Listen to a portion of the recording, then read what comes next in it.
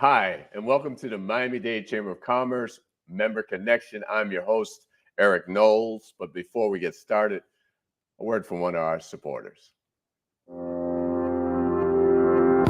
At Convey, we're not only dedicated to solving today's biggest challenges facing healthcare organizations, we're also committed to predicting and planning for tomorrow's challenges by uniting a family of companies. We combine powerful technology with robust data analytics to deliver integrated end-to-end solutions that achieve meaningful results. Start your journey towards transformative business performance with Convey. Hi, and welcome back to the Miami-Dade Chamber of Commerce Member Connection. I am your host, Eric Knowles, and it is Black History Month. It is 2024, and I am excited. Miss Marilyn Lightbourn, how are you? I am just awesome. How are you? I'm fantastic. I'm, having you here. We were talking a little bit before. Lightbourn. Yes. Lightbourn. Bahamian. Bahamian, yes. Yes, ma'am. Yes, definitely. We live in Miami, founded by Bahamians back in the 1800s, settled in Coconut Grove. You got any Coconut Grove connections? Not really, but I realize that I have a lot of family that is still there or have lived there. I moved here from New York and LA. Okay. So at the time that the Coconut Grove was filled with Bahamians, I wasn't in that era at that time. Right. So tell us a little bit about you and your story, and I want to know more about your business. Okay. Well, taking my story back a little, I am from Nassau. Well, actually, Sandy Point, Abaco. Okay. Was where I was born. Okay. Beautiful Abaco. Awesome. It's great. I've only had one opportunity. I've been to Abaco once, and the Bahamas. I tell this story all the time. I got friends from all over the Caribbean, and everybody talks about their water. Right.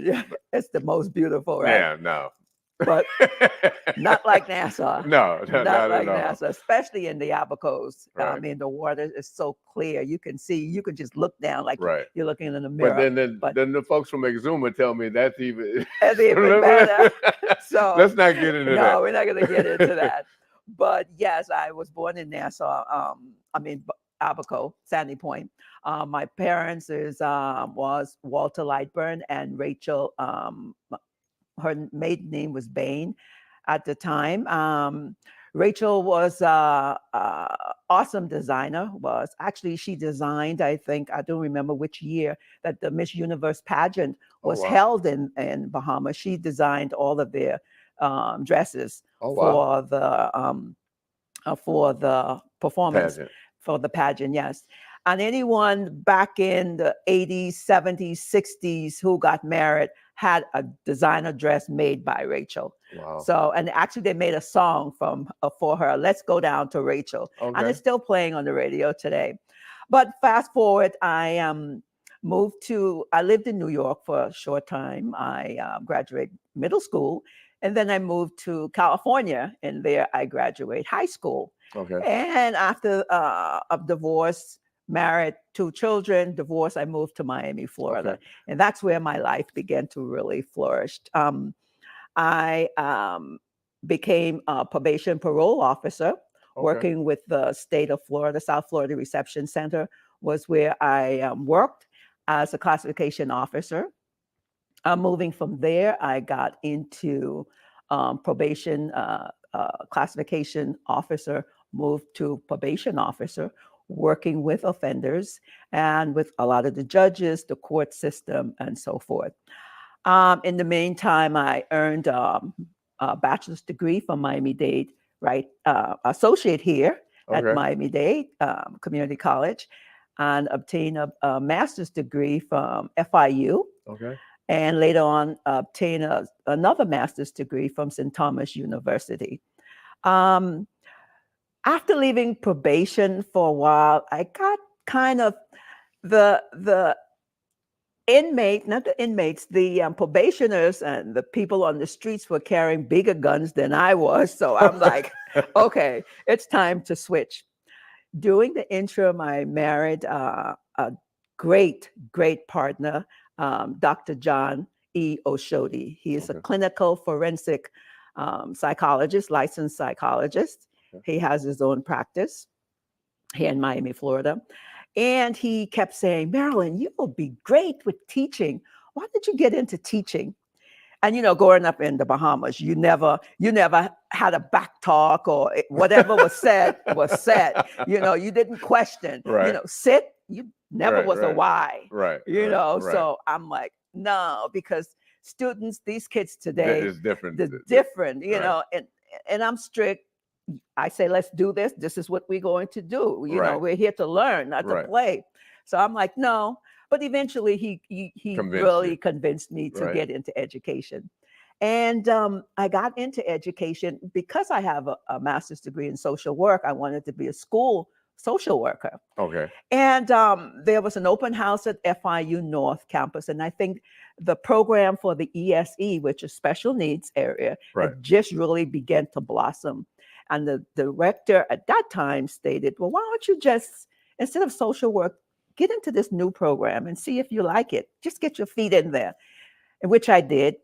And I found it to be so rewarding. I just fell in love with teaching. I fell in love with teaching, especially teaching individual students with special needs.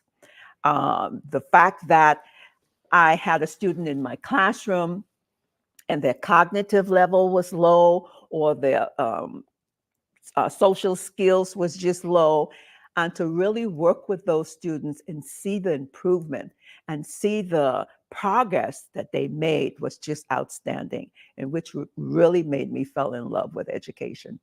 So I've done education for a while. I've taught that for a while, and the students and the parents, and I thought it's time to retire. So in my mind, I'm like, okay, I'm retiring. I can help my husband out and everything. So at this time, I did apply and got my nonprofit, which is Institute of Holistic Empowerment. And holistic is spelled with a W and not DH. Okay. So I opened that, and it was just dominant for a while. But after retiring, I said, okay, let me work into this. And what I did, I applied at vocational rehabilitation, where they work with individuals from high school to adults that has a disability. Any parent that have a 504 plan or individual plan on their child can apply. So I find myself doing what again? Teaching. Okay. Teaching, educating, empowering individuals. So the way the program works, those for middle school, high school students, for instance, want to obtain information, skills necessary to get into the workforce. So what we do, we provide financial literacy training. Okay. We provide social skills and life skills training. We provide self-advocacy training. We provide tutoring, mentoring, and also helping them to find employment. So once we get them employed, some of the individuals that may need supported employment, we actually work with them along with the employer to really, move them along, see what is needed, what additional training may be needed to work with those individuals. And how long have you, I know you started a nonprofit, but then after you retired, I really got into working it. And it's been now about 7-8 years now. Okay. Working into it. And you're based where? In North Miami. In North Miami. The office is in North Miami. Okay. During COVID, everything kind of shut down. Absolutely. And I was thinking, okay, the nonprofit is not doing too good. Maybe I can open up another company. But before we open that other company, we're going to take a little break. Okay. And then we'll be back. So a word from one of our supporters. Learn and earn today at Miami-Dade College. College graduates earn 56% more than high school graduates and $1 million more in lifetime earnings. A degree from MDC is your path to greater earning power and career success. Choose from hundreds of affordable high-tech and in-demand career programs, including cybersecurity, artificial intelligence, business, and nursing. Learn and earn today at MDC and fast track your career. Enroll now at mdc.edu/purpose. Hi, and welcome back to the Miami-Dade Chamber of Commerce Member Connection. I'm your host, Eric Knowles, and we have Miss Marilyn Lightbourn here with us, talking about the things that she is doing to help our community with her nonprofit. But the one thing I want to talk about before we go into you're starting another business. Okay. You were a parole officer, and obviously being a parole officer, you're working with folks who have come out of the system. One of the things that as a chamber and working with businesses, we find that it's hard to, because of so many different things in the place, like say, check the box. You've heard about Right. that. Yes. Removing that check the box. Right. So that people can actually move into the workforce. Right. Where did you see, or what challenges did you see from your perspective as being a parole officer? From being a parole officer and an educator, I see that the challenges of inmates that are coming out or those who are on probation and really haven't had the skills that they need to obtain employment, or training that they need to obtain employment.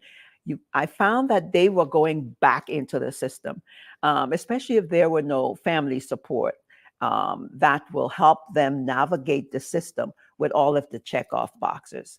So with the company that I have, those same individuals now are able to, if you don't know how to interview, you don't have a resume, you don't know how to dress for that job, those are training that they don't have and that they would need, which will help them from returning back to prison or back to jail or back on probation, because there's no skills. But once those skills are obtained, and then they have someone who can continually mentoring them, and they can come back and ask questions. Mm-hmm. I think that will cut down on the recidivism going, back Right. into the system. Right. So education, training, mentoring is very important to keep them from returning back to the old life. Because with those training and they obtain a job, now they're making their money. We also discuss financial literacy, how to open a bank account. And a lot of them don't know that. Right. And these are adults. Right. Don't have a bank account. What's the difference between a credit card and a debit card? What about saving? What about investing? What about moving up now to really get your apartment or even purchase a home? Right. So training is very essential. No, that's beautiful, because that I find one of the biggest challenges. Mm-hmm. And even today with companies, again, trying to employ individuals, like you said, have been in the system. They come to apply for a job, but they don't know how. Exactly. They don't dress the part, Exactly. etc. So the work that you're doing, and out, you said before we took that break, you said you kind of started or was thinking about another business. Yeah, during the COVID, I opened up an LLC, and Okay. I named it after my mom, Natalie's Training and Advocacy Resources. And it's actually, it's the twin of my nonprofit. Okay. So we're doing the same services, but on a LLC basis. For profit side. For profit side, exactly. And we're doing the same thing. And I think with the LLC, it allows me to be more open and free to set, this is what I can do, and no payment for it at all. Or Right. I could not do this, or, but my own decision, instead of actually going to the board to get an approval, to do this, to Right. do that, to do, well, as far as the nonprofit goes. Yes, So, absolutely. yeah, so I opened the LLC, and it's now about 2 years, going into the third year now. Okay. So what I have done was went through the process of becoming certified with Miami-Dade County Public Schools. Both companies are now. Black-owned business, female-owned business, looking to acquire grants to really get into the area, into our inner city area, and especially our high school students who are graduating high school and still don't know how to read, or graduating high school and reading on a third or second grade level. And as an educator, I've seen it, and I'm still seeing it today. So to capture that population and to really hone in on those students and elevate them with the knowledge that they need, especially how to dress. Body language is so important. What to say at an interview. Prepare that resume and actually find them a job at some of our local businesses. What the thing you say, and I guess this is being between a rock and a hard place. Okay. When you say that resume. Now, I just came out of prison. So how do you work through a person that just has come out of prison and you're telling them, well, you need to put a resume together? Well, a resume can still be, it can be very intense, or it can be really short. And a lot of times they're in prison, but they are learning a skill. True. They're learning a trade. They might come out to be some of your best carpenters, right? Even mechanics, right? Plumbers. So they're learning a trade. So all of that information could be on the resume. And of course, you definitely want to let the employer, the potential employer, know that you were in prison. Right. You want to be truthful. Truthful.